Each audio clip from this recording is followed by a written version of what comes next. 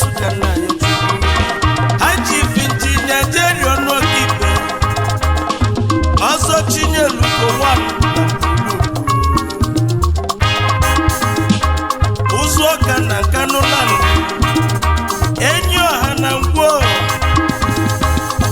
MD and CEO Firstchoice Afro Villa Limited Ndoma Bata MD CEO Dogu Vital Empire Builders Ndoma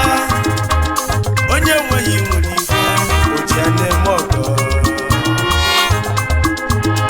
Anyekeneziano High Chief Engineer Jenny Patrick Onwokibe Uswaka na Kanolani Enyo Hanangwo Ibu Ozo Chinyelu 1 na Mbulugu Ezi oyi kanu wangwo Ndi akweliselisi na Mbulugu Afa kane kuma kafano Odoveleka